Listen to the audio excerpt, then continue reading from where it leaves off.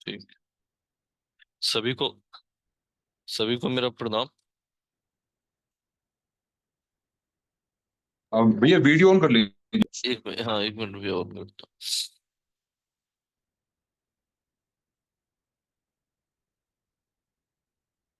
अभी अब मेरी आवाज क्लियर आ रही है?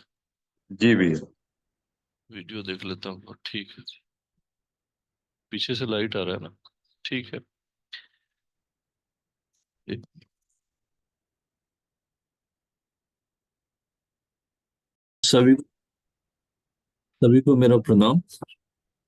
परम पूजनीय गुरुदेव और माता जी के शुभ शुभ संरक्षण में मैं इस चर्चा को प्रारंभ करता हूँ। ये पूरी चर्चा जो है, आज का जो विषय है, आहार के त्रिविध स्तर और उसके प्रभाव, ये वाङ्मय नंबर 13 से के स्वाध्याय से मैं आज की चर्चा करूंगा और थोड़ा बहुत मेरा अनुभव है। तो सबसे पहले चर्चा की प्रारंभ गायत्री मंत्र से करते हैं। आप सब मन ही मन गायत्री मंत्र बोलेंगे। ओम भूर्भुवः स्वः तत्सवितुर्वरेण्यं भर्गो देवस्य धीमहि धियो यो नः प्रचोदयात्। ठीक है, तो भैया चर्चा को हम लोग प्रारंभ करते हैं। अन्वय कोश के बारे में बार बार चर्चा होती है और इस कक्षा में भी बहुत बार हुई है, बाबूजी ने भी बहुत बार क्लास लिया है। जब मैं स्वाध्याय कर रहा था इस क्लास को लेने के लिए, इस चर्चा को करने के लिए, तो मुझे भी बहुत सारी नई चीजें मालूम चली जो मैं आप लोग से साझा करूंगा। जब भी हम अन्वय कोश के बारे में बात करते हैं तो अन्वय कोश का जो मुझे मतलब समझ में आता है कि इसका संबंध सीधा सीधा अन्न से तो है, लेकिन जब हम कभी अन्न ग्रहण कर रहे हैं, कोई भी भोजन ले रहे हैं, तो उस भोजन का वो भोजन तीन भाग में विभक्त हो जाता है। अब तीन भाग में विभक्त होने का मतलब क्या है कि उसका एक स्थूल प्रभाव होता है अपने स्थूल शरीर पे, फिर उसका अपना सूक्ष्म प्रभाव भी होता है, अपना कारण शरीर पे भी प्रभाव होता है। स्थूल प्रभाव जो हम लोग को सीधा सीधा दिखता है, जैसे हम हमारे शरीर में बदलाव आने लगता है अगर हम प्रोटीन से रिलेटेड डाइट ले रहे हैं तो। बॉडी साउंड बहुत कम है, क्या नेटवर्क प्रॉब्लम नेटवर्क है? नहीं है कुछ और क्या? है, पता नहीं। आवाज क्या हो रहा है? आवाज कट रही है क्या मेरी? ठीक ठीक लग रही है भैया मुझे। नहीं तो मैं हेडफोन लगा देता। नेटवर्क का तो इशू नहीं है, मे भी माइक्रोफोन का इशू होगा। अब सही है क्या?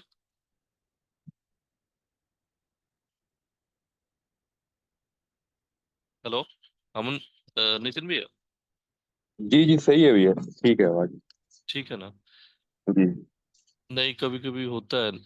नेटवर्क तो ऐसे है, ठीक है यहाँ पे। मेरे लैपटॉप में कुछ इशू हो सकता है। तो मैं चर्चा कर रहा था कि जब भी हम भोजन लेते हैं तो हर भोजन का अपना तीन स्तर होता है। एक तो वो अपने हम लोगों के स्थूल शरीर पे प्रभाव प्रभाव डालता है, दूसरा सूक्ष्म पे, और फिर कारण पे।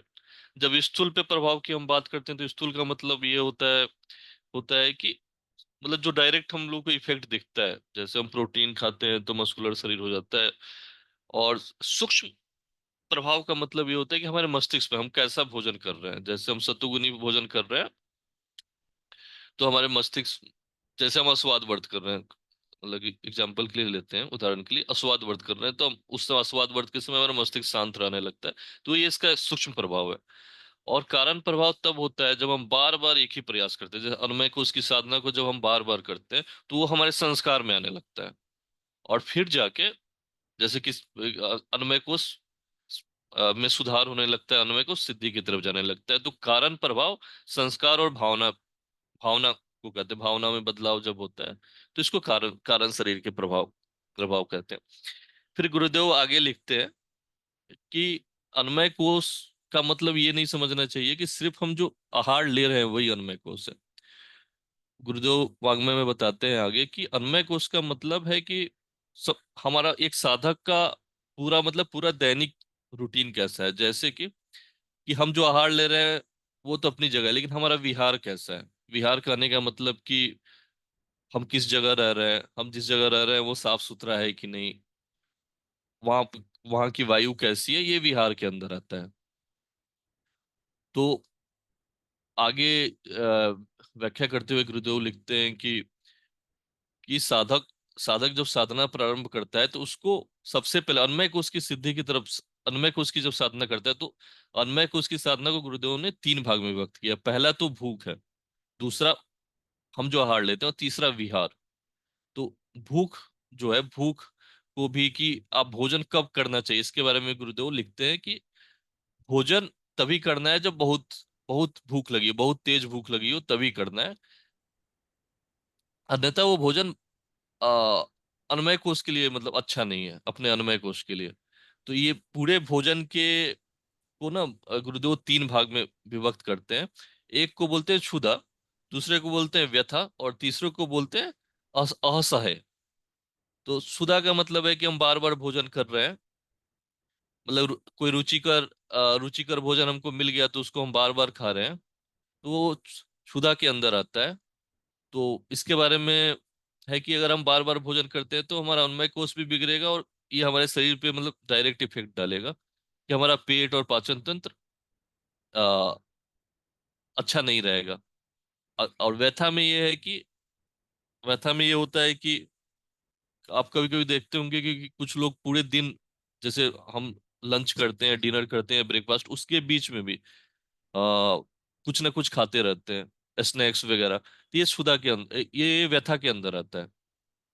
तो व्यथा से भी स्वास्थ्य बिगड़ता है, अपना पाचन तंत्र बिगड़ता है। तो गुरुदेव का कहना है कि जब असह्य भूख लग जाए तभी भोजन करना चाहिए साधक को। और वही भोजन आ, वही भोजन आप मतलब एक तरह से वही भोजन सात्विक भोजन होगा, और वही भोजन जाके हमारे कारण शरीर पे भी प्रभाव डालेगा।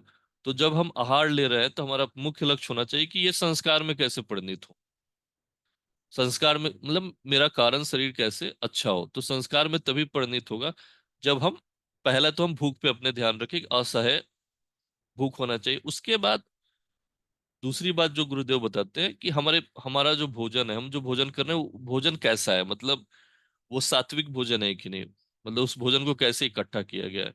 इसके बारे में गुरुदेव लिखते हैं वांग्मय में कि पहले साधक वही भोजन करते थे, पहले खुद से उपजाया हुआ भोजन करते थे, मतलब खुद से खेती किए फिर। लेकिन आज के समय में ये संभव नहीं है। तो हम लोगों को ये देखना चाहिए कि भोजन की शुद्धता कैसी है। जैसे हम कहीं भोजन कर रहे हैं तो उस व्यक्ति का भाव कैसा है, भोजन कराने वाले का, या हम जो भोजन कर रहे हैं वो क्या हमारे मेहनत के पैसे की है, कि या कैसे धन हमने अर्जित किया है, इस पे ध्यान रखना चाहिए। तो भोजन खरीदते वक्त और भोजन के समय इस बात का मतलब भोजन की पवित्रता का ध्यान रखना चाहिए, अन्न की पवित्रता का। जब हम अन्न की पवित्रता का ध्यान रख लिए, और साधक को ये मालूम चलेगा कि हमें तभी हमें भोजन करना है जब असह्य भूख लग जाए, और पवित्र भोजन करना है। इसके बारे में गुरुदेव आगे लिखते हैं कि हम जब जैसे हम गौ दूध या घृत लेते हैं, उसमें भी ये ध्यान रखना चाहिए कि उस गौ का पालन पोषण कैसा हुआ है। कुल मिला के गुरुदेव ये बताना चाहते हैं कि हम हमें अन्न की पवित्रता पे ध्यान रखना होगा। और इसी वांग्मय में, इसी में चर्चा में आता है कि अन्न सब कुछ है। ऐसा नहीं है कि ऋषि कहते हैं कि अन्न के अंदर सब कुछ आता है, दूध भी आता है, हम जो अन्न एक्चुअली में ले रहे हैं वो भी आता है। तो ये सब अन्न के अंदर आता है, इसलिए इसकी पवित्रता का ध्यान रखना चाहिए, तब जाके हमारा अन्नमय कोश सिद्ध हो पाएगा। गुरुदेव आगे लिखते हैं कि अन्न के बाद हमें जल पे भी ध्यान देना चाहिए कि हम जल कहाँ का ले रहे हैं, वो जल स्वच्छ है या नहीं, और उसके भी पवित्रता पे ध्यान रखना चाहिए। तो ये सारी चर्चा के बाद अंत में जो गुरुदेव बताते हैं, अन्न के विहार के बारे में बताते हैं। अपने विहार साधक कैसे रह रहे हैं, उनके विहार के बारे में कि जल कैसा है, वायु कैसा है, वस्त्र, निवास, और सारा मतलब कि साधक का एक डेली रूटीन कैसा है, कि आ, कैसा संगीत सुन रहा है, वो किस परिस्थिति में रह रहा है, ये सारा हमारे अन्नमय कोश पे प्रभाव डालता है। तो अगर हम अन्नमय कोश के अन्वय के उसके त्रिविध स्तर के बारे में मैं दोबारा बात करूं, मतलब दोबारा चर्चा करूं, तो यही है कि हमें भोजन लेने से पहले भोजन लेने की स्थिति आनी चाहिए कि हमें असहाय भूख होना चाहिए। फिर हम जो भोजन ले रहे हैं उसकी पवित्रता का ध्यान रखना है। और तीसरा जो है, जब हमने भोजन ले लिया तो हम किस स्थिति में रह रहे हैं। ऐसा तो नहीं है हम कुसंस्कारी लोगों के साथ रह रहे हैं, तो उस परिस्थिति में भी हमारा अनुमय कोष सिद्ध नहीं हो पाएगा, अनुमय कोष का विकास संस्कारी नहीं हो पाएगा।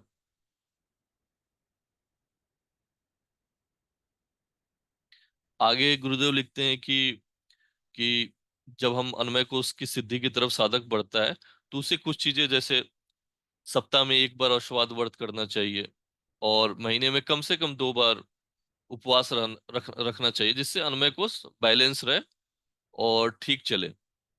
और मैं अपने मेरा जो अनुभव है, मुझे जो लगता है कि जब हम किसी भी कोष की बात करते हैं तो ऐसा नहीं कि जब हम अन्वय कोष की बात करें तो अन्वय कोष जो है वो सिर्फ अन्वय कोष पे निर्भर करता है। वो कहीं ना कहीं कभी मनमय कोष पे भी निर्भर करता है, वो प्राणमय कोष पे भी निर्भर करता है। तो जब भी साधक किसी एक कोष की साधना कर रहा है तो उसे पांचों कोष पे ध्यान रखना होता है। जैसे मैं आपको अपने अनुभव से बता रहा हूँ कि अगर मेरा मनोमय कोष अस्थिर हो गया तो निश्चित तौर पे मेरा मस्तिष्क ऐसे एंजाइम्स को जनरेट करेगा जो मेरे पाचन तंत्र को खराब करेगा। जैसे हम बहुत सपोज कीजिए कि मैं बहुत तनाव में आ गया, तो वैसे एंजाइम जनरेट होंगे जिससे अपच की स्थिति उत्पन्न होगी पेट में। तो साधक जब साधना प्रारंभ करता है तो उसको पांचों कोष पे ध्यान देना चाहिए। हाँ, लेकिन ये ध्यान रखना चाहिए कि हमारा मेन को, जैसे अभी अनुमय कोष की साधना करें तो मेरा मेन कोर्स है तो उस पे ज्यादा ध्यान देना है। लेकिन बाकी 4 कोर्स पे भी ध्यान देना है कि हम हमेशा आनंद की स्थिति में रहें। इससे जिस कोर्स पे हम ज्यादा ध्यान दिए वो कोर्स हमारा सिद्ध होगा, अन्यथा सिद्धि में दिक्कत होगी।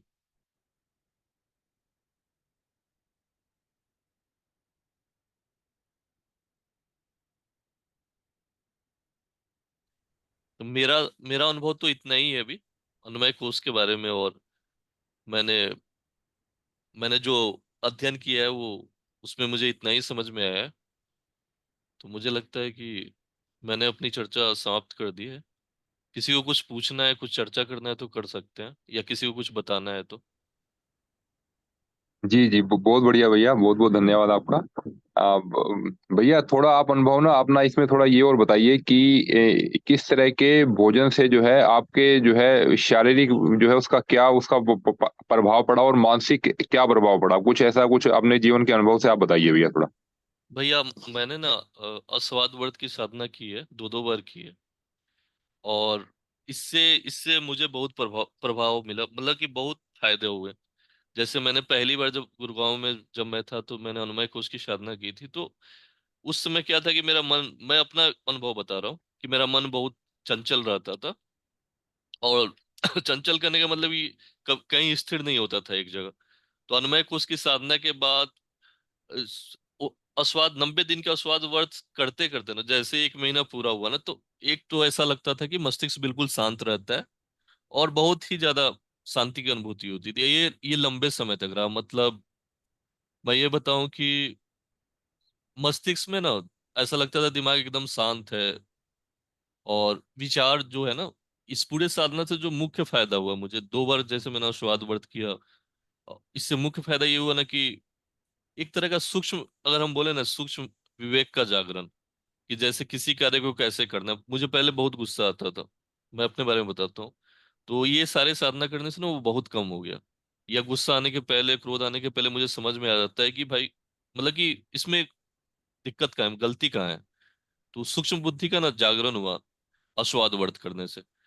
फिर मैंने 7-8 दिन का मौन व्रत किया था, अल्प मौन व्रत किया था, पूर्ण मौन व्रत नहीं। उससे मेरा जो अनुभव है वो आत्मबल का उत्थान होता है भैया। जब भी हम मौन व्रत करते हैं ना, तो जैसे उपनिषद में ऋषि बोलते हैं ना कि आत्मा भगवान उसी को प्राप्त होते हैं जिसके अंदर आत्मबल होता है। तो आत्मबल का उत्थान मौन व्रत से होता है। ये मेरा 2 अनुभव है, मतलब प्रत्यक्ष अनुभव ये 2 है। हम्म। बाकी फायदे हैं, साधना करने से तो फायदे हैं। जैसे सामान्य प्रकार की समस्याएं नहीं आती, मतलब जो सामान्य समस्याएं लगती हैं लोगों को, वो मुझे समस्या नहीं लगती। ये एक फायदा है, ये मैं अनुभव करता हूँ। अभी तक हम्म। यही अनुभव है भैया मेरा। जी जी। जी जी भैया प्रणाम बहुत भैया। अच्छा लगा। जी भैया दीदी प्रणाम। भैया आपने 9 दिन का जलपद भी रखा था, आप उसका भी अनुभव शेयर करें क्योंकि आप बीच में आ गए थे। नहीं, हाँ, 9 दिन रखा था मैंने जल।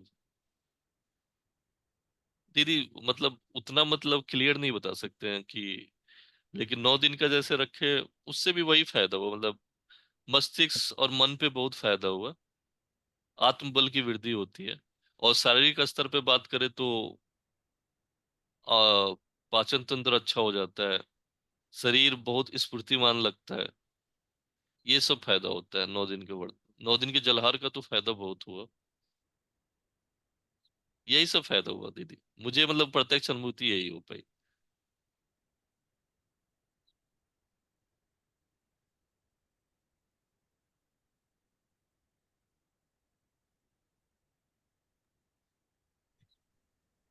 नितिन भैया। जी। जी भैया जी, अन्य सभी साथियों से भी अनुरोध है कि वो भी अपने अनुभव रखना चाहें तो वो भी अपने अनुभव रखें कृपया। और किन्हीं की कुछ प्रश्नोत्तरी बनती है तो वह भी रखा जा सकता है।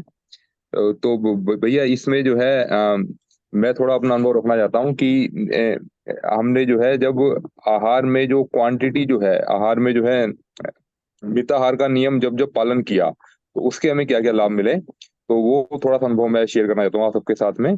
तो हाँ जैसे कि पहले जो है ना भोजन खाने की जो बहुत इच्छा रहती थी, तो स्वादिष्ट भोजन अधिक खाया भी जाता था अभी। तो फिर उसके बाद जो है ना शरीर में जो सुस्ती सी रहती थी एक। और फिर जो है फिर जब जब से जो है मिताहार का नियम पालन किया, मिताहार का अर्थ हो गया कि हमारा आधे पेट भोजन हो गया और एक चौथाई जो है वो जल के लिए और एक चौथाई वायु के लिए। तो जो है हमारा जो है बीच में जो है सूर्य साधना का भी अभ्यास चलता रहता था, सन मेडिटेशन का। तो हमारे गुरुजी ने हमें बताया था कि ये जो आप कर रहे हो सन मेडिटेशन, इसमें जो है मिताहार का एक बहुत महत्वपूर्ण नियम है, इसका ध्यान रखना है आपको। तो जो है तो फिर मैंने ये पाया कि उनके नियम से मैंने वहां पर 1 हफ्ते रुका वहां पर मैं। तो 1 वीक में जो है मैंने 4 दिन मैंने मिताहार का नियम का पालन किया। 5वें दिन मुझे लगा कि नहीं, आज मैं पालन नहीं करता, आज मैं देखता हूँ कि इसको तोड़ के क्या होता है फिर। तो उस दिन मैंने थोड़ा सा अधिक भोजन खा लिया मैंने। तो अधिक भोजन खाने के बाद में जब फिर ध्यान करने लगा मैं, तो ध्यान में जो है पूरा का पूरा ध्यान जो है ना पेट पर ही आता है। मतलब मैं ध्यान कहीं और लेकर के जाना चाह रहा था, मैं जहां पर अपने मन को लेकर के जाना चाह रहा था वहां मन जा ही नहीं रहा था मेरा। मतलब बार बार वो लौट करके ना पेट पे आ रही, पेट हैवी फील हो रहा था उस समय। तो एक तो ये देखा कि इससे जो है ध्यान में भी जो काफी हेल्प मिलती है, शरीर में जो सुस्ती है वो भी दूर होती है। अधिक भोजन खाने से जो है जो हमारा जो शरीर जो है वो उसको जो है डाइजेस्ट करने की जो डिमांड जो करता है, तो वो सारा ब्लड का फ्लो जो है वो मस्तिष्क और अन्य अंगों को छोड़ करके पेट की तरफ अधिक होता है। तो जो ब्लड का फ्लो जो अधिक होता है तो फिर जो है एक सुस्ती सी आएगी और वो हल्का सा आपको नींद भी आने की कोशिश करती है। इसलिए अक्सर कहते हैं लोग कि जब भोजन करें और हल्की सी झपकी आए तो ले लेना चाहिए झपकी आपको। परंतु अगर मितार जब हम करते हैं तो मितार करने के बाद में जो है वह झपकी आने के चांस भी बहुत कम रहते हैं। और जो है वैसी ही चुस्ती बनी रहती है जैसी एक हल्की सी एक नैप आने के लिए, या 15-20 मिनट आधा घंटा नैप करके जो आप जो पाएंगे, तो वही ऊर्जा जो है आप जो है वैसे भी पा सकते हैं बिना उसके, अगर आपने मितार किया है तो।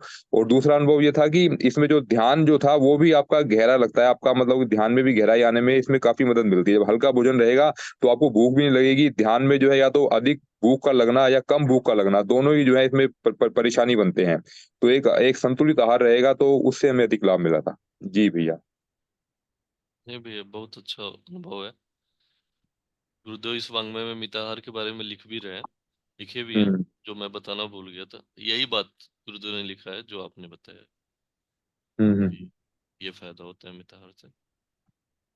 जी जी। जी जी आदरणीय डॉक्टर साहब भी हैं देखिए हमारे साथ में, कपिल भाई साहब हैं, गीता दीदी हैं। जी जी, आप सभी से अनुरोध है कि आप भी अपने अपने अनुभव को साझा कर सकते हैं। उमा दीदी भी हैं। जी दीदी।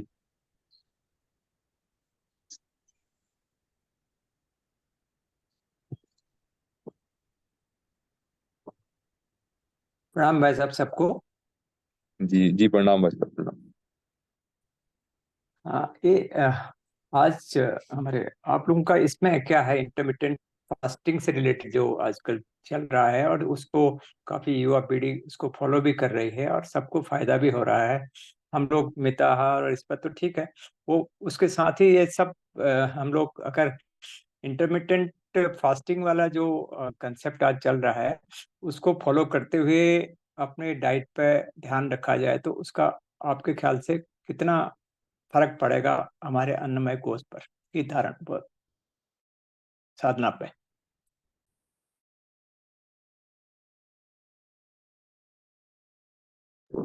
जी जी भाई साहब।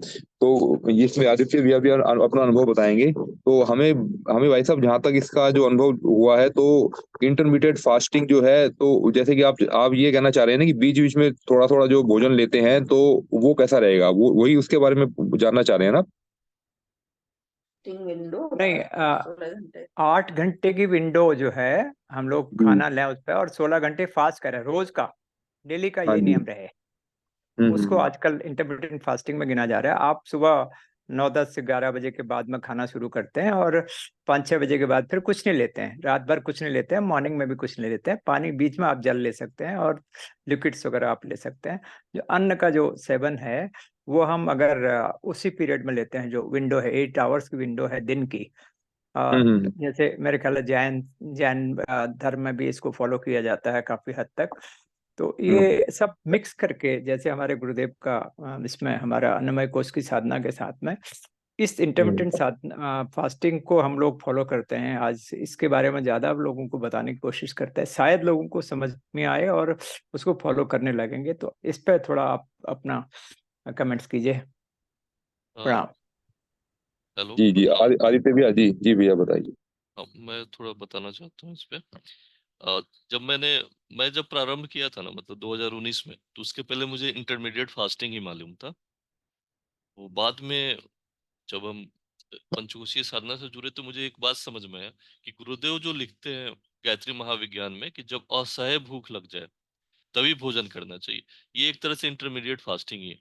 जैसे हम सुबह 11 बजे ब्रेकफास्ट करते हैं तो असह्य भूख 6 से 7 घंटे के बाद ही लगता है, उसके पहले नहीं लगता है। तो जैसे अभी इन- जो टर्म है इंटरमीडिएट फास्टिंग का, उसमें भी यही है कि जो लोग होते हैं ना अपने हिसाब से कम 7 से 8 घंटे का विंडो रखते हैं फूड का। कुछ लोग 11 घंटे का भी रखते हैं, जैसे मेरा एक दोस्त करता है इंटरमीडिएट फास्टिंग, वो उसी इसी को फॉलो करता है। तो शारीरिक स्तर पे बहुत अच्छा प्रभाव पड़ता है, इसमें कोई दो राय नहीं है। अब जब हम इसके सूक्ष्म और स्थूल स्थूल सूक्ष्म और कारण की बात करते हैं ना, तब इंटरमीडिएट फास्टिंग में वो क्या ले रहा है। जैसे अब अगर कोई जिम जाने वाला लड़का इंटरमीडिएट फास्टिंग कर रहा है तो हो सकता है कि वो प्रोटीन के लिए वेज की जगह नॉन वेज भी यूज करे।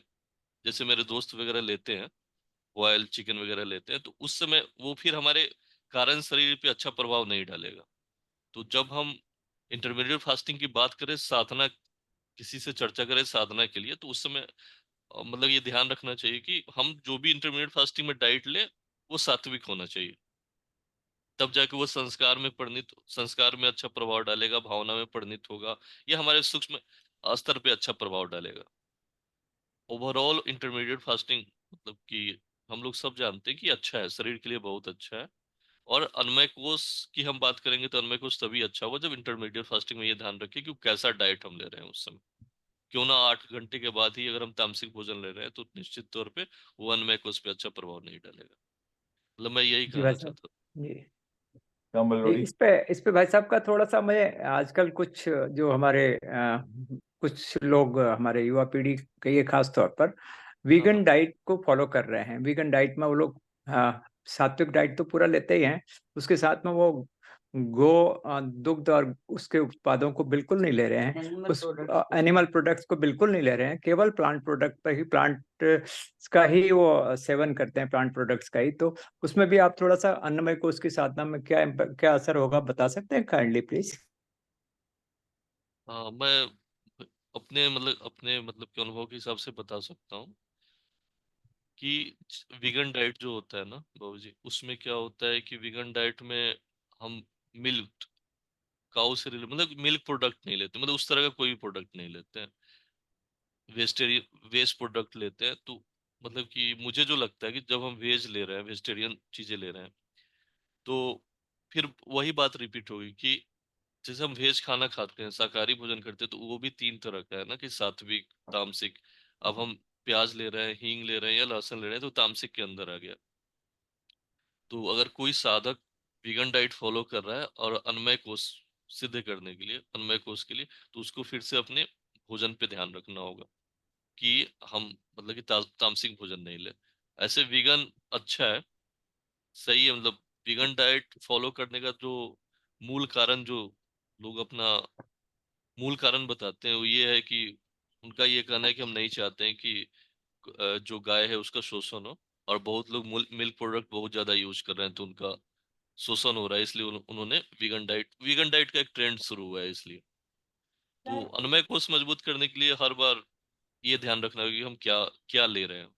वीगन में वीगन ले, लेकिन फिर भी हम बोलेंगे कि हमारा जो शास्त्र है, हमारा जो योग शास्त्र है, हमारा जो शास्त्र है, जैसे गुरुदेव भी लिखते हैं, उसमें गौ के जैसे एक गौ कल्प ही है हमारे तप में। तो अगर हम वीगन लेंगे तो गौ कल्प तो हम नहीं कर पाएंगे। तो मेरे हिसाब से मतलब कि बहुत बहुत अच्छा तो नहीं है, क्योंकि एक पूरा तप हम मिस कर जाएंगे। तो मुझे लगता है कि बहुत अच्छा तो नहीं है, लेकिन फिर भी ठीक है अगर हम ये तामसिक भोजन वीगन डाइट में नहीं लेते हैं तो। मतलब मैं यही कह पाऊंगा इतना। नितिन भैया आप स्पष्ट करें इसे, क्योंकि यहाँ ये वेगन डाइट मेरे को लग रहा है जो एलर्जी की प्रॉब्लम आ रही है ना भैया, क्योंकि मिल्क प्रोडक्ट भी तो उसमें बहुत आजकल के टाइम के हिसाब से बहुत मिलावटी आ रहे हैं ना। नहीं और जो दीदी, दूध। इसमें इसमें मैं इतना ही बोलूंगा कि जैसे गुरुदेव बोलते हैं ना, मैं एक लाइन बस बोलना चाहता हूँ कि मिल्क प्रोडक्ट तो अभी की परिस्थिति में नहीं ही लेना चाहिए। जैसे अभी हमारी पत्नी की और मेरी चर्चा हो रही थी एक सप्ताह पहले, क्योंकि किसी भी तरह से ना दूध आ रहा है, जैसे दूध मिलावट का आ रहा है, उससे एलर्जी क्रिएट हो रहा है, तो उस इस परिस्थिति में वीगन फॉलो करना ना अच्छा है। लेकिन अगर हमारे पास व्यवस्था है ना, कि हम जानते हैं कि गौ कैसा है, गौशाला कैसा है, या हम गौशाला से ले तो गौशाला में गौ को कैसे रखा गया है, अगर ये हमें मालूम है, तो हम तब हमें दूध और घी वगैरह लेना चाहिए, क्योंकि उसका बहुत सकारात्मक असर होता है अपने शरीर पे और मन मस्तिष्क पे। vanilla use के ना गौरव cases ठीक है as a नितिन भाई, आप mix बताइए। with the happen. जी जी, आप कुछ कहना चाह रहे हैं भैया? जी भैया, भगत सिंह जी, जी भाई साहब, आप कुछ कहना चाह रहे हैं? जी भाई साहब प्रणाम। जी जी, प्रणाम भाई। मैं कह रहा था जैसे गुरुदेव थे, उन्होंने तो छाछ और जौ की रोटी पे ही किया, उसमें तो फिर वो गाय का ही रहा, तो वो तो अपनी तपश्चर्या पूरी कर पाए। तो इसमें कुछ मार्गदर्शन करें। जी जी, जी भैया, बहुत अच्छा आपने किया प्रश्न, और अभी आदित्य भैया ने उसका उत्तर भी काफी दे दिया उसका। तो जैसे आदित्य भैया ने भी बताया कि अभी की अगर जो गाय जो है हमारी, एक तो जर्सी गाय है या किस अवस्था में जो गाय है, तो उसके अनुसार जो है, जैसे आज के समय में जो दूध और घी और जो भी मार्केट में उपलब्ध है वो सब तो विष के समान है, तो उन सबको तो ना लेना ही अच्छा है। परंतु फिर भी ये वीगन डाइट का जो कॉन्सेप्ट जो है, ये जो भारतीय संस्कृति पर आधारित नहीं है, और यह आंशिक लाभ देने वाला है। मतलब लाभ देगा यह तो ठीक है, पर इसका जो है जो लाभ जो साधनात्मक में, जैसे हम साधना जो हम कर रहे हैं उसका एक एक जो है एक हम, अगर हमें एक और अच्छे स्तर का लाभ चाहिए, तो हमें जो है दूध और घी को, और जो शुद्ध जो देसी गाय का जो दूध है और घी है उसको अपने डाइट में शामिल करेंगे, तो उसके साथ में अधिक लाभ देगा फिर ये। तो दोनों को मिला जुला करके जब हम करेंगे अपनी साधना, तो उसमें अधिक लाभ मिलेगा। देखिए, इसमें आपको एक उदाहरण देता हूँ कि हमारे एक मित्र थे, तो उन्होंने जो है कोरोना टाइम में जो है दूध कल्प किया था, सिर्फ दूध दूध पिया था गाय का 45 दिन तक। तो 45 दिन तक जो है उनका शरीर जो है बहुत ही कमजोर था। मतलब उनका शरीर जो है, उनका शरीर का वजन लगभग 45 किलो था।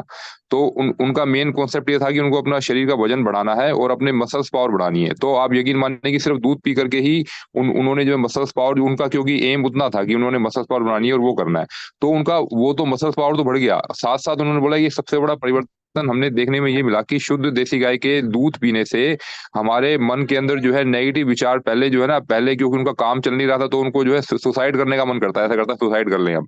तो वो बोलते थे कि वो विचार हम चाह करके भी नहीं ला पा रहे हैं। मतलब उससे जो है ना आपका जो कारण शरीर जो है इतना अच्छा हो गया, मतलब इतना उसमें जो है रिफाइनमेंट आ गया कि वो विचार, वो भावनाएं वो कहाँ गायब हो गई, वो समझ में नहीं आ रहा था उनको। कह रहे थे कि हम तो सोच रहे थे कि कुछ नेगेटिव विचार, एक बार सोचा कि नेगेटिव विचार आ क्यों नहीं रहा मन में। और फिर एक चीज और की, फिर उन्होंने बताया कि एक कोई समस्या आती थी, उस समस्या का जो है एक समाधान नहीं, हमें अनेकों समाधान हमारा मन ही देने लगता था अपने आप ही। अरे ये समस्या है तो इसका समाधान ये भी है, ये भी है, ये भी है। तो ये सब परिवर्तन पहले उनके लाइफ में नहीं था। तो ये सब परिवर्तन जो है, देसी गाय का जो दूध होता, उनकी अपनी गौशाला अपनी थी, दूध अपना था उनका। तो और उन्होंने जो है पूरे उसके साथ में किया कि हमें और कुछ नहीं लेंगे, सिर्फ दूध दूध देंगे। तो उन्होंने वो किया, तो उनको जो है इस तरह का लाभ मिला। तो हमें भी लगता है कि साधनात्मक स्तर में जो है अब जैसे कि जो है किसी को देखिए एलर्जी भी है ना, एलर्जी का मतलब ये नहीं है कि हमें जो है जो देसी गाय से के रिलेटेड हो सकता है कि किसी एक विशेष जो हो उससे किसी को एलर्जी हो। मान लीजिए दूध से एलर्जी है, तो वह व्यक्ति जो छाछ ले सकता है या वह व्यक्ति घी ले सकता है। तो हम जो है अपने जीवन में पंचगव्य को अपने शरीर के अनुरूप, मतलब किस शरीर की क्या आवश्यकता है, एक तो हम यह देखें, और साधनात्मक रूप में जो है किसी की क्या आवश्यकता है वह भी देखें हम। जैसे गुरुदेव का जो एग्जाम्पल जो जो भाई साहब अभी बता रहे थे कि गुरुदेव जो है जैसे कि जो है वो जौ की रोटी और छाछ पे वो रहे। तो जो है छाछ जो होती है हमारी, वह जो है आकाश तत्व का प्रतिनिधित्व वो करती है। तो गुरुदेव ने छाछ पी करके 24 साल तक पी करके उन्होंने अपने आकाश तत्व को इतना रिफाइन कर लिया, इतना रिफाइन कि उनकी जो चेतना का स्तर जो है कितना ऊपर जो गया, उसमें जो है छाछ का एक महत्वपूर्ण योगदान रहा। और जो है दूसरा ये कि फिर अब जो है कि उन्होंने अन्न भी अपने उसमें लिया। उन्होंने उन्होंने जो है अन्न को भी अपने में शामिल किया। तो अन्न जो था वो जो है जो था, और जो है वो संस्कारित जो था। संस्कारित जो का अर्थ हो गया कि एक तो जो है जो जहां पर उगाया गया जिस खेत में, उस खेत में जो है गोबर की खाद डाली गई और उससे वह जो है अन्न मिला। फिर उस जौ को जो है गाय को खिलाया गया। गाय को खिला करके फिर वह जो है उस गाय के शरीर में जाकर के वो पूर्ण संस्कारित होकर के गोबर के माध्यम से बाहर आया। फिर गोबर से जो है उसको माता जी जो है उसको साफ करके, छान करके, सुखा करके, और फिर उसकी आटे की रोटी जो है जो चक्की में पीस करके जो थी, तो वो जो गुरुदेव ने उन्होंने ली, तो वो जो है वो इतना शुद्ध और संस्कारी रहा कि जैसे कि जो है हम सोचते हैं कि जो है हमारा मन इतना अधिक विचलित क्यों हो जाता है, कैसे होता है। तो जब इस हद तक संस्कारित हो जाए, गाय भी संस्कारित कर रही है, खेत में भी जो है उसमें कुछ यूरिया डीएपी नहीं डाला गया उसके अंदर, वो भी पूरा ऑर्गेनिक है, और जो है माता जी का बनाने का भाव भी इतना शुद्ध था। तो वो सब, और गुरुदेव का खुद अपने छाछ पी करके उन्होंने जो है और अपनी साधना करके और गायत्री की साधना जो की उन्होंने, मंत्र जप की है वो सब, तो साधना का स्तर जो था वो सब मिलाकर के जो है एक ओवरऑल जो इफेक्टिव जो आउटपुट जो मिला, जो गुरुदेव की साधना से जो इतनी बड़ी सफलता जो उन्हें मिली, तो हमें लगता है कि उसमें जो है अन्न का जो है इतना महत्वपूर्ण योगदान रहा। तो इसमें जो है जो दूध को और पंचगव्य को अलग करके शायद जो है ना वो सफलता इतनी जल्दी नहीं मिल पाती। तो हमने ये भी देखा कि जो प्राचीन जो जो भी हम जैसे कि जिन भी ऋषियों का पढ़ते हैं वो पढ़ते हैं, उनके उनके जो गुरुकुल में गाय जरूर होती थी एक। तो आज के समय में जो है इसको बिल्कुल इग्नोर कर देना ये बिल्कुल ठीक नहीं है। मतलब हम कहें कि भाई हम जो है देसी गाय के इन आइटम्स को इग्नोर करते, तो ऐसी कोई गौशाला ढूंढे, या हम जो है ऐसे किसी व्यक्ति को धन देगी जो हमारे लिए गाय पाले और हम भी उसका देख रेख करें हम उसका, तो वह जो है बाहर के जो दूध से तो बहुत अच्छा रहेगा, उससे तो काफी अच्छा रहेगा हमारे लिए। तो और शायद एक प्रश्न और था भैया का कि एक वो चीज की, हाँ एक ये इस पे की था कि जो है भैया ने कहा था कि भाई जैसे कि गायों का शोषण ना हो। तो ये शोषण वाली बात जो है यह जो है एक षड्यंत्र का ही एक मतलब वे है। वो वह जो ये जो वेस्टर्न कल्चर जो है ये गाय को, देसी गाय को हमारे भारत से समाप्त करना चाहती है, इसलिए ऐसा बोलती है कि गाय का शोषण हो रहा है, देखिए आप उसका दूध निकाल रहे हैं, बछड़े को नहीं मिल रहा उसका दूध। तो ये सब जो जो इसलिए बोलते हैं कि अब वास्तव में तो देखें हम ना, तो हम जो है गाय के दूध को बढ़ाने के भी कई उपाय, उनको ऐसा आहार दिया जाए कि उनका दूध जो है बढ़ जाता है। दूसरी बात ये कि गाय जितना दूध देती है, तो वो बछड़े के लिए अगर बछड़ा अगर वो सारा दूध पी जाएगा तो उसका भी जो पेट खराब हो जाएगा उसका भी। ऐसा भी बहुत से एग्जाम्पल हमने देखे हैं कि जो गौशालाओं में जब बछड़े को पूरा दूध दी जाएगा तो भी उसकी हालत खराब हो जाती है। और फिर एक तीसरी बात की गाय तो जो है माँ के समान है। तो गाय के लिए जो है जैसे अपना बछड़ा तो है उनके लिए जो है उनको वो तो प्रिय है ही है, परंतु उनको जो है जो जो मनुष्य जाति जो है वो उसको भी अपने बच्चों के समान जो समझती है वो। तो माँ का दूध जो है अपने बच्चे के लिए और उस मनुष्य जाति के सभी के लिए समान रूप से है वो। तो ठीक है, वो हम पहले जो है हम उसका शोषण तब कहलाएगा जब हम जो है उसके बच्चे को दूध नहीं दे रहे और सारा दूध हम ही पी जा रहे हैं। तो और दूसरा है कि अगर अगर सब लोग अगर इस तरह सोचने लग जाए कि गाय का शोषण हो रहा है, तो गाय को पालेगा कौन? आज के समय सबसे बड़ी समस्या यह है कि जो है गो पालन लोग इसलिए नहीं करते कि इतना उनके पास धन नहीं है। तो अगर गाय ही उनको जो है धन का माध्यम भी बन जाए, अर्थव्यवस्था भी उनकी गाय के माध्यम से पूरी हो, और जो साधनात्मक जो लोग जो आगे बढ़ रहे हैं वह भी इसके माध्यम से आगे बढ़े। तो यह सब चीज जब हमें गाय के माध्यम से मिलने लगेगी तो ये विचार मन में आएगा ही क्यों कि जो है गाय हम पर बोझ है, या ऐसा हम सोचेंगे नहीं हम। तो वो नहीं सोचेंगे, तो हमें जो है साधनात्मक रूप में एक जो है एक अद्भुत उछाल जो मिलेगा, जो कि एक जो हम कहते हैं कि जो हमारा जो साधना स्लो चल रही है, जो तेजी नहीं आ पा रही, तो जो हम गाय को अपने जीवन में लेकर के आएंगे तो वह जो है तेजी भी हमारे जीवन में आएगी, और हमें जो है हमारा जो है तीनों जो शरीर हमारे शुद्ध हो जाएंगे। जो हमारा जो स्थूल सूक्ष्म और कारण से तीनों शरीर जो शुद्धिकरण का जो एक माध्यम जो गव्य का जो पंचगव्य के माध्यम से जो हमें मिलेगा, तो यह हमें जो है इसके माध्यम से मिल सकता है। जी भाई साहब। जी धन्यवाद भाई साहब, नितिन जी। धन्यवाद। हम भी इन सब बातों से एग्री करते हैं जो आप कह रहे हैं। पाश्चात्य जो ये इसके ऊपर आजकल चल रहा है हमारा गाय के बारे में तमाम किस्म की बातें कहना कि उनका शोषण होता है और ये है, ये षड्यंत्र तो है। लेकिन समस्या ये है कि जो आज अवेलेबिलिटी ऑफ द मिल्क है, मुझे लगता है 90 to 95% ऑफ मिल्क जो हम बाजार में खरीद रहे हैं उसमें किसी न किसी फॉर्म में मिलावट है। अब आता है सवाल कि फिर क्या करें। फिर तो मेरे ख्याल में एक ही चारा रहता है, या तो आपके सामने जहाँ गाय पाली जा रही है वो ठीक ठाक उसमें पली जा रही हो, उसका किसी तरह से भी उस पर अत्याचार ना हो रहा हो, नंबर 1। नंबर 2, किसी आश्रम में अपनी आप अगर सक्षम हैं और आपके पास जगह है, आप गौ माता को पाल सकते हैं, तो उसको उसके दूध को हम लोग इस्तेमाल करें, और आपस में कुछ लोग मिलजुल करके गौशालाओं का वो करें जहां पर गौ माता की अच्छे से देखभाल हो, सेवा हो। किसी तरह से भी गौ माता पर अत्याचार का मतलब यह है, अब आज का कंसेप्ट क्या कह रहा है कि जबरदस्ती जो है गाय को जल्दी जल्दी प्रेग्नेंट किया जाता है और उसका दूध ले करके उसको मार्केट किया जाता है। मतलब गाय को बार बार ज्यादा से ज्यादा दूध इस गाय से हमें कैसे मिले मार्केटिंग के लिए, ये कंसेप्ट लोगों के दिमाग में आता है जो इसके हमारे वीगन डाइट के बारे में बताते हैं, एक चीज। और दूसरा, अगर मैं तो कहता हूँ कि 95%, 90 to 95% अगर हमें दूध जो मिल रहा है वो अगर मिक्स कंटेमिनेटेड मिल रहा है और मिक्स मिल रहा है, और उसमें किसी न किसी फॉर्म में आपका जो है हार्मोन्स हैं, और ये हैं आप हार्मोन्स उनको इंजेक्शन दिए जा रहे हैं, गायों को इंजेक्शन दिए जा रहे हैं वो ज्यादा दूध दें इसके लिए, तो इस चीज से बचने, मतलब उस तरह के प्रदूषित दूध को पीने से तो हम समझते हैं कि वीगन डाइट को फॉलो करना ज्यादा ठीक है। अगर हमें मिल सकता है गौ माता जो अगर आप पाल रहे हैं, आपके सामने पल रही है और उसकी सेवा हो रही है। अब गुरुदेव का है, गुरुदेव के तो माता जी गाय को ही पालती थी, उसको माता की तरह से मानते थे, उसकी सेवा होती थी, सुबह से शाम तक गौ माता का बिल्कुल जो है उतना ही ख्याल रखा जाता था जितने अपने परिवार के बच्चों की तरह से उनको पाला जाता था, और उससे उन्हीं से वो जो उपलब्ध होता था सुसंस्कारित जो मिलता था। तो गुरुदेव का तो सवाल ही, मतलब उसको तो हम आम पब्लिक के लिए तो नहीं कह सकते भाई इससे आपका काम चल जाएगा। हाँ, डेफिनेटली दूध से बेटर तो छाछ रहेगी, लेकिन वो भी छाछ में भी जब अगर दूध हमारा प्रदूषित है तो छाछ भी प्रदूषित होगी। तो मैं तो ये समझता हूँ कि हमारा जो डिस्कशन इस समय चल रहा है इसमें यही है कि अगर आपके सामने कोई गौ माता है, दूध दे रही है और आपको मिल रहा है, और इंडियन देसी गाय का मिल रहा है। अब आप आज देख लीजिए वेस्टर्न जो कंसेप्ट आ जा रहा है, वो यहाँ से गाय तो वो ले जा रहे हैं, हमारी जो हमारी इंडियन काउज को वो ले जा रहे हैं, और हमसे हमारे ऊपर जो है ये जबरदस्ती जो है दूसरी किस्म की गायें यहाँ भेजी जा रही हैं, और ये षड्यंत्र ही है एक किस्म से। तो पब्लिक को जागरूक करने की जरूरत है। हम लोग यही सब बातें डिस्कस निकल करके भाई साहब से भी फाइनली क्या इसमें हम लोगों को समाज को बताना चाहिए, क्या इसका संदेश जाना चाहिए हमारे डिस्कशन का। प्लीज नितिन जी और भाई साहब आप बताएं प्लीज काइंडली। नमस्कार, धन्यवाद, बहुत बहुत धन्यवाद।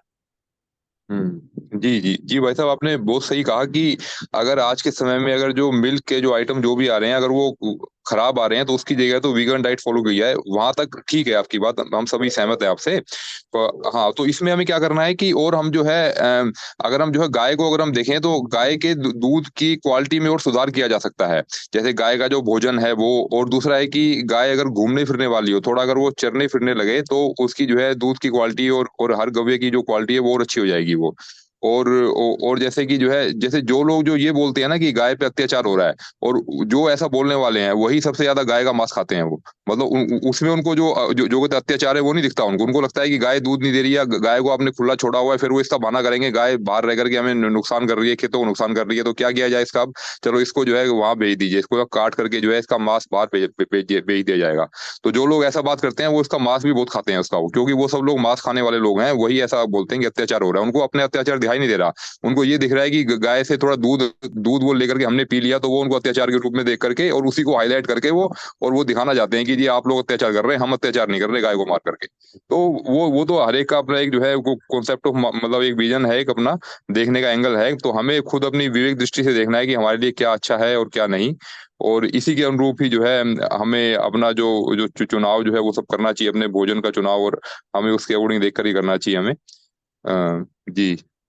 जी आदित्य भैया, जी भैया। एक बात हम बस बोलना चाहेंगे, जैसे शोषण की बात है ना, तो एक्चुअली में शोषण होता है, मतलब इसलिए क्योंकि इसका इसका एक कारण है जो इस क्लास में चर्चा चल रहा है। एक कारण ये है, एक पक्ष ये है कि जैसे जो लोग गौ पाल रहे हैं ना, जैसे गांव में लोग गाय पालते हैं, तो उनका ब्रेड एंड बटर इसी, मतलब उनका पूरा रोजी रोटी इसी से चलता है। तो वो लोग, मैंने ये सब प्रत्यक्ष देखा है, मतलब मैं अनुभव से बता रहा हूँ अपने। वो लोग बहुत शोषण करते हैं, मैं इस क्लास में बता भी नहीं सकता हम किस तरह से गाय की शोषण करते हैं। तो वो लोग बहुत शोषण करते हैं। तो कहीं ना कहीं अगर हम लोगों को इस पूरे चीज से, मतलब बाहर अपने समाज को मुक्त करना है, तो ये प्रचार करना होगा। मुझे लगता है कि गाय से कैसे, मतलब कि पैसा अच्छे से कमाया जा सके, क्योंकि वो लोग जो भी हमारी तरफ, मतलब मैं बिहार मोतिहारी से हूँ, मेरा घर मोतिहारी में, तो वहाँ जो लोग भी गौ पालन करते हैं ना, वो दूध बेचते हैं, उससे पैसे कमाने की कोशिश करते हैं। तो लेकिन वास्तविकता ये है कि आप गौ का दूध बेच के पूरा अपना मतलब गौशाला नहीं चला सकते हो, मुझे ऐसा लगता है। तो जैसे आप लोग, आप हैं या राणा भैया, ये लोग करते हैं, तो ये लोग मतलब बाई प्रोडक्ट भी यूज करते हैं, गोबर भी यूज करते हैं, गौमूत्र भी यूज करते हैं। इस तरह की चीजों का ना एक सेटल्ड, मतलब ऑर्गेनाइज्ड ढंग से प्रचार हो, तो हम, मुझे ऐसा लगता है कि गौ का शोषण कम होने लगेगा।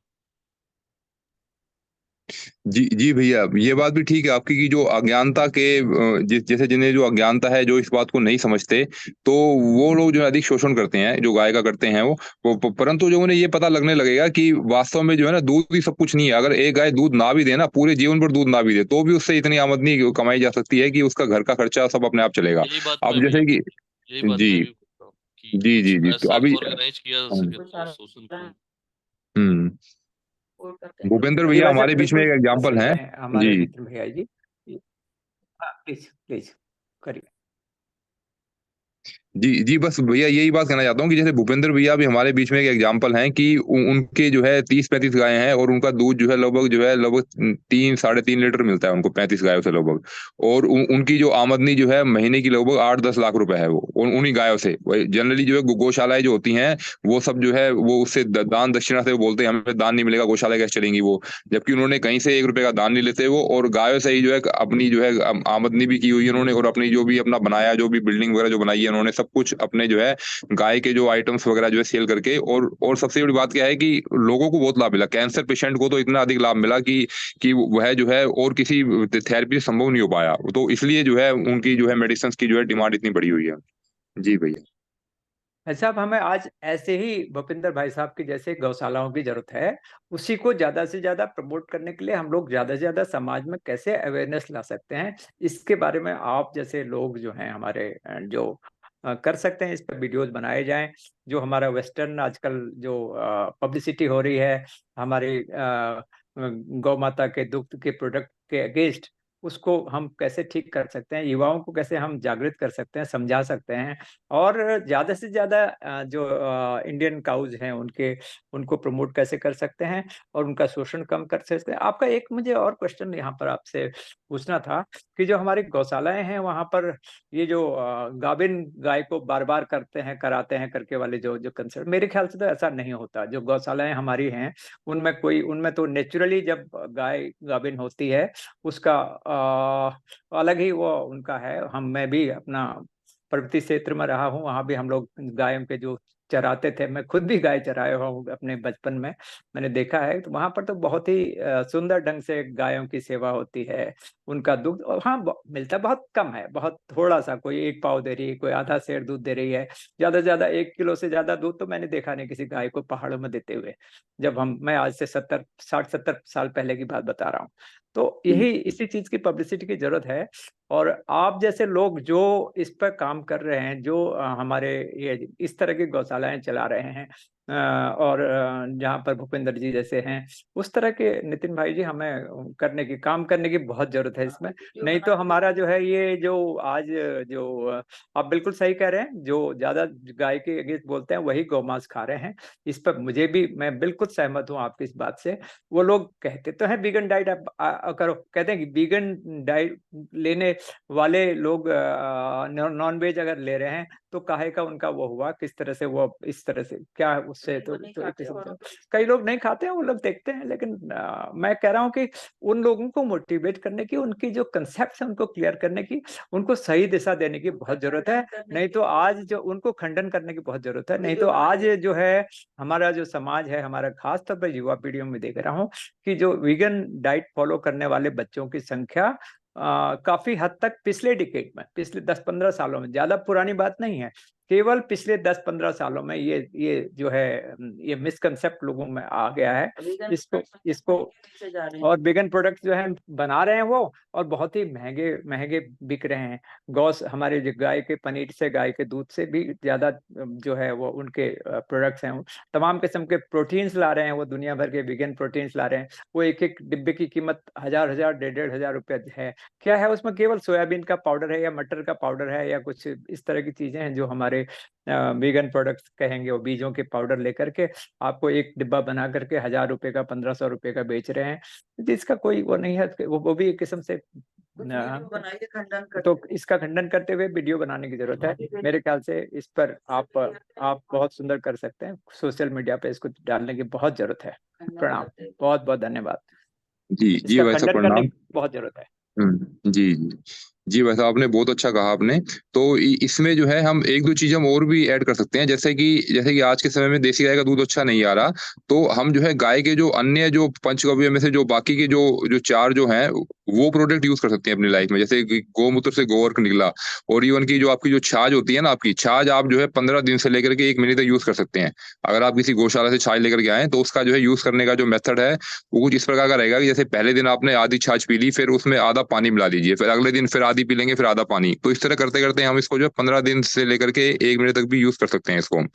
तो इस तरह से हम देखें कि हम जो है अपने जीवन में जो है ये जो पंचगव्य के आइटम है कैसे अपने जीवन में उतार सकते हैं। तो इससे भी जो है उनको हेल्प मिलेगी, जो जो गाय रखते हैं, जो गौशाला पालन जो कर रहे हैं, उनको और आइटम उनके बिकने लगेंगे उनके। आप जैसे हवन करते हैं तो वो हमने देखा कि जो इसके जो है गोबर के कंडे से हवन किया जाता है, तो इससे जो है अपेक्षाकृत जो है ना, शुरुआत में धुआं थोड़ा होता होगा, परंतु बाद में धुआं बहुत ही कम होता है इसके अंदर, और अधिक समय तक जो अग्नि जो है वो जलती रहती है, और उसका लाभ भी अधिक मिलता है, इसका जो एनर्जी लेवल भी अधिक होता है। ये इसका इसका एक्सपेरिमेंट जो है ममता दीदी ने भी किया था कि उन्होंने फिर वो जो है गोबर के कंडे ही यूज करती हैं वो हवन के लिए अपने। तो जी। और शायद अभी मीना दीदी कुछ कहना चाह रही थी। जी दीदी।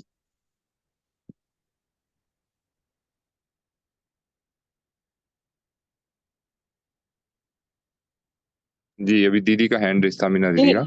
जी भैया, कोई बात नहीं, अब समय हो चुका है। नहीं, तो अभी मैं एक तो मिनट है प्रश्न दीदी आप। रख रही थी, क्योंकि हमारे पास तो उपलब्धता ही नहीं है ना यहाँ आसपास कहीं गाय का कुछ मिलने की। तो वही दूध हमें इस्तेमाल में कर लाना पड़ता है, ये जो, क्योंकि बच्चों को जो आदत है, कुछ कुछ मिल्क प्रोडक्ट तो लेते ही हैं, इस वजह से बस इतना ही पूछ रही थी। दिल्ली में तो ये कैसे संभव है? नहीं, दिल्ली में भी मिलेगा, वहाँ थोड़ा महंगा मिलता है। जहाँ तक मैं जानता हूँ कुछ लोग सप्लाई करते हैं 140 रुपीज लीटर या 180, ऐसा कुछ करते हैं वो लोग। तो फिर वो हर तरह का अपना अपना होता है, मतलब उनका उनका अपना है कि, तो इसलिए वो महंगा करते हैं। वो कहते हैं हमारा प्योर A2 मिल्क है, तो इसलिए वो ऐसा करते हैं। अन्य विकल्प भी वो किए जा सकते हैं, जैसे अन्य जो है जो गोमूत्र हम यूज करें उसका। जी जी जी, धन्यवाद भैया।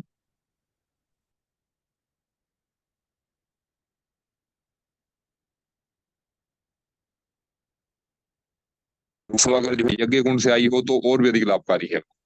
तो इस तरह के एक्सपेरिमेंट और बहुत से एक्सपेरिमेंट किए थे। इसकी और भी मेडिसिन आती हैं, तो हम अपने जैसे साबुन के रूप में नहा सकते हैं इसको, पंचगव्य साबुन होता है वो उपयोग कर सकते हैं। और जो नीम स्प्रे होता है, जो चोट वोट लगने पर जो गौमूत्र से गौमूत्र और नीम को मिला के स्प्रे बनता है, तो इस तरह के बहुत से आइटम्स वगैरह हैं, तो वो यूज किए जा सकते हैं अपनी लाइफ में। जी हाँ भाई साहब, हम लोग भी पिछले 10-15 सालों से केवल ये पंचगव्य सोप और ये घर में जो गाय के गोबर से बने हुए कंडे हैं उसको यूज करते हैं, और जहाँ कभी उपलब्ध हो तो गोमूत्र को भी इस्तेमाल करते हैं अपने घर में। और मैक्सिमम कोशिश करते हैं, लोगों को समझाने की भी कोशिश करते हैं, बट ये जरूरत यह है कि इसको हमें ज्यादा से ज्यादा लोगों पे अवेयरनेस किस तरह से लाई जाए। और इस पर अगर कोई हमारे डाटाज अवेलेबल है, कोई रिसर्च की हुई है, जैसे आप कह रहे हैं ममता दीदी वगैरह ने शायद किया हो कुछ, बहुत ज्यादा तो मुझे लगता नहीं कि हुआ होगा रिसर्च भी। हमारे देव संस्कृत विश्वविद्यालय में मेरा ख्याल है बहुत रिसर्च इस पे चली है, और कितनी हुई है आपको ज्यादा जानकारी हो सकता है हो, ये ज्यादा नहीं है। उसके भी हम लोग कोशिश करें, उसको भी हम लोग सोशल मीडिया में डालने की कोशिश करें, सभी लोग जितने भी लोग हैं उस लोगों को अपने अपने कॉन्टेक्ट में कम से कम डालने की कोशिश करें, लोगों को जागृत करें। धन्यवाद, डिस्कशन बहुत सुंदर रहा आज का। प्रणाम। जी भाई साहब, आपका बहुत बहुत धन्यवाद। जी अभी जी अभी समय तो वैसे हो गया है, और अभी किसी का कुछ हैंड रेज भी नहीं है। या आप कुछ कहना चाहेंगी उमा दीदी, या भगत सिंह जी? जी भैया प्रणाम। जी प्रणाम दीदी, प्रणाम। हाँ भैया, अगले क्लास में रखते हैं क्योंकि ये डिस्कशन बहुत अच्छा है, और इसके कंटेंट्स भी जो है ना भैया, वो हम लोग रखेंगे अगले में। अभी समय हो गया है क्योंकि आज गंगा दशहरा है, तो सबको कुछ काम भी होगा घर में, है ना। तो मैं जी जी रखूंगी अगली क्लास में। जी जी जी ठीक है दीदी, ठीक है। जी जी चलिए भैया, ठीक है जी, प्रणाम भैया। बहुत बहुत धन्यवाद सभी का, बहुत बहुत धन्यवाद सभी को, बहुत बहुत आभार। जी आदित्य भैया, आप इस शांति पाठ के साथ में जो है कक्षा का समापन कीजिए। धन्यवाद। ठीक है, ठीक है। एक बार ओम, 3 बार शांति। ओम शांति, शांति, शांति।